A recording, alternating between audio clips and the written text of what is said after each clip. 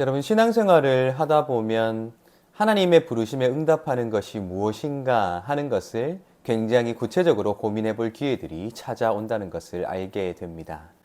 사실 세상에 수많은 종교들이 존재하고 있습니다.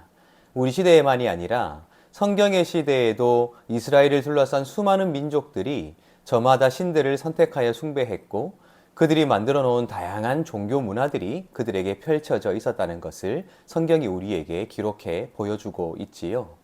그렇게 어쩌면 인류의 역사와 이 종교의 역사는 뗄래야 뗄 수 없을 만큼 굉장히 긴밀한 관계를 맺어왔을 터인데, 우리가 생각해 보면 그렇게 많은 종교들이 있는데 하나님께서는 왜 우리를 예수를 믿는 그리스도인으로 따로 불러 세우셨을까 하는 생각을 해보는 것이 당연하지 않을까라는 생각을 해보게 됩니다. 하나님이 세상에 존재하는 다양한 종교들이 가진 바, 그들이 행하고 있었던 다양한 종교 행위에 만족하실 것이라면 또다시 또 다른 종교를 만들어서 우리를 그 종교인으로 삼으려고 부르신 것은 아니겠지요. 아마 세상에 다양한 종교들이 존재하고 있지만 그들과는 다른 마음으로, 또 그들과는 다른 지향점을 가지고, 그들과는 다른 행위를 가지고 완전히 새로워진 존재로 우리를 세워놓기 위해서 그렇게 세상이 지금까지 여타의 종교들을 통해 사람들에게 제공해주지 못했던 새로운 소망을, 비전을 우리를 통해 보여주시기 위하여 우리에게 그리스도를 보내주시고 그분을 믿게 하신 것이 아닐까라는 생각을 해보게 된다는 것입니다. 오늘 우리는 누가복음에 기록되어 있는 세례자 요한에 관해서 함께 읽어볼 텐데요. 우리가 알고 있듯이 그는 세례를 베푼 사람입니다. 예수께만 세례를 준 사람이 아니라 수많은 사람들에게 세례를 베풀었는데, 누가복음에는 이 세례자 요한이 세례를 베풀면서 그 사람들과 어떤 대화를 주고받았는가 하는 것을 기록하고 있는데요. 제가 읽어드리도록 하겠습니다. 누가복음 3장 7절부터 14절까지의 말씀입니다. 요한이 세례를 받으러 나오는 무리에게 이르되, 독사의 자식들아, 누가 너희에게 일러 장차 올 진노를 피하라 하더냐? 그러므로 회개에 합당한 열매를 맺고 속으로 아브라함이 우리 조상이라 말하지 말라. 내가 너희에게 이르노니 하나님이 능히 이 돌들로도 아브라함의 자손이 되게 하시리라. 이미 도끼가 나무 뿌리에 놓였으니 좋은 열매 맺지 아니하는 나무마다 찍혀 불에 던져지리라. 무리가 물어 이르되, 그러면 우리가 무엇을 하리이까? 대답하여 이르되, 옷 두 벌 있는 자는 옷 없는 자에게 나눠줄 것이요 먹을 것이 있는 자도 그렇게 할 것이니라 하고, 세리들도 세례를 받고자 하여 이르되, 선생이여 우리는 무엇을 하리이까 하매 이르되, 부과된 것 외에는 거두지 말라 하고, 군인들도 물어 이르되 우리는 무엇을 하리이까 하매 이르되, 사람들에게서 강탈하지 말며 거짓으로 고발하지 말고 받는 급료를 족한 줄로 알라 하니라. 아멘.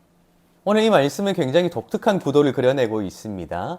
요한이 세례를 받으러 나오는 사람들에게 대화를 하는데, 놀랍게도 세례를 받으러 나온 자들이 이제 이 세례를 받게 되면 우리가 어떻게 살아야 되겠습니까 하는 구체적인 삶의 지표를 요한에게 물어보고 있다는 것이지요. 그 대상이 크게 셋으로 지금 요약되고 있지요. 하나는 세례 받으러 나오는 모든 무리를 향한 요한의 지침이고요. 다른 하나는 세리, 또 다른 하나는 군인들에게 그 지침을 내리는 요한의 모습이 기록되고 있다는 것입니다. 먼저 모든 사람들에게 요한이 말한 지침이 무엇인가 하는 것은 11절에 기록되어 있죠. 읽어보면 이렇게 되어 있습니다. 대답하여 이르되, 옷 두 벌 있는 자는 옷 없는 자에게 나눠줄 것이요 먹을 것이 있는 자도 그렇게 할 것이니라 하고 라고 되어 있습니다. 더하기 빼기에 관한 것이라는 생각이 들지 않으시는지요? 0점에 맞추어야 된다는 것입니다. 플러스가 된 사람은 마이너스가 된 사람의 필요를 충족시켜 주므로 그들이 균등해질 수 있어야 한다는 것입니다. 평탄해질 수 있어야 한다. 결국 주의 오실 길을 평탄하게 준비해야 하는 그러한 요한의 이미지를 떠올리게 하는 그러한 가르침을 주고 있다는 것이죠. 그 다음에는 세리에 관한 지침이 기록되어 있습니다. 12절과 13절입니다. 세리들도 세례를 받고자 하여 와서 이르되, 선생이여 우리는 무엇을 하리이까 하매 이르되, 부과된 것 외에는 거두지 말라 하고 라고 되어 있습니다.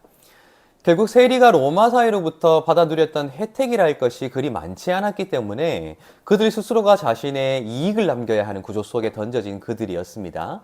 그렇기에 그들은 그들 스스로 폭리를 취하여 그들의 삶을 유지해 나가야 하는 환경 속에 있었다는 것이죠. 그럼에도 불구하고 더러운 이득을 취하지 말 것을 명령하고 있다는 것입니다. 마지막으로 군인들이지요. 14절에 이렇게 되어 있습니다. 군인들도 물어 이르되 우리는 무엇을 하리이까 하매 이르되 사람에게서 강탈하지 말며 거짓으로 고발하지 말고 받는 급료를 족한 줄로 알라 하니라 라고 되어 있습니다. 결국 우리가 생각해야 할 것은 이제 요한으로부터 세례를 받고 회개하기 위하여 나온 사람들은 그 회개에 합당한 열매를 맺어 나아가는 것, 그것이 자신의 구체적인 삶 속에서 구체적인 삶으로 이어져야 한다는 것을 말하고 있다는 것입니다.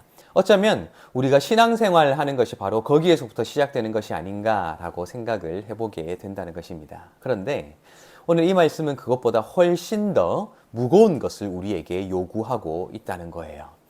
요한이 다양한 사람들에게 그들이 어떤 삶을 살아가야 할 것인가 하는 것을 일러주기 전에 세례받으러 나오는 모든 사람들에게 요한이 가장 먼저 던진 말이 있지요. 7절에 기록되어 있는데요.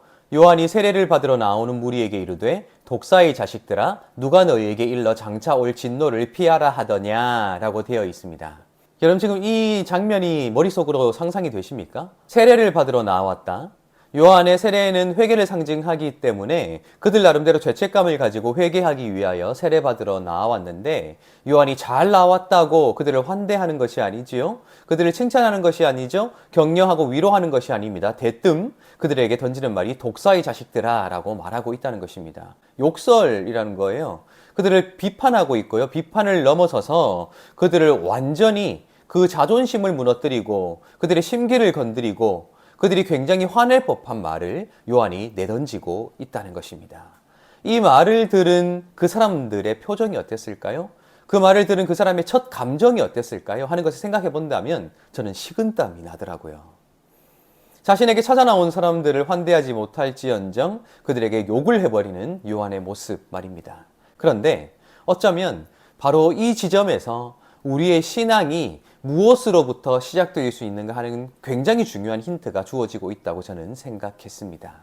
어쩌면 내가 생각하는 그러한 이상이 실현되지 않을 때, 어쩌면 내가 환대받지 못할 때, 내가 위로받지 못할 때, 어쩌면 오히려 내가 자존심 상하는 일이 발생하게 되고 지금까지 내가 쌓아왔던 모든 인격이 무너지게 되고 지금까지 내가 당연하게 생각해왔던 상식이 무너지게 되는 그 상실과 그 아픔과 그 고통과 그 슬픔을 견뎌내는 그 사람이 어쩌면 새롭게 시작하실 하나님의 일, 하나님께서 이제 채워주실 그 상식과 하나님께서 채워주실 감정과 하나님께서 채워주실 그 지식으로 다시 새로워질 수 있는 그러한 과정을 만들어 갈 수 있는 또한 경험할 수 있는 그러한 준비가 된 사람이 아닐까라는 생각을 해보게 된다는 것입니다.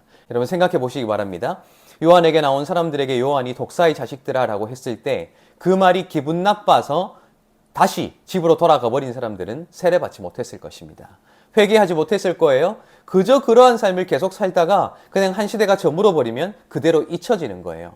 그런데 놀랍게도 요한으로부터 독사의 자식들아는 말을 들은 사람들은 자존심 상하잖아요. 기분 나쁘잖아요. 그래도 기분 나쁘더라도 자존심 상하더라도 그들의 마음을 짓누르고 있었던 그 짐을 요한에게 나와 세례받음으로 다 털어버리고 씻어버리고 새로운 것으로 채워나가길 원했다는 그러한 굉장히 도전적인 이야기가 오늘 이 말씀에 기록되어 있다는 것입니다. 우리의 신앙 역시 마찬가지일 것입니다.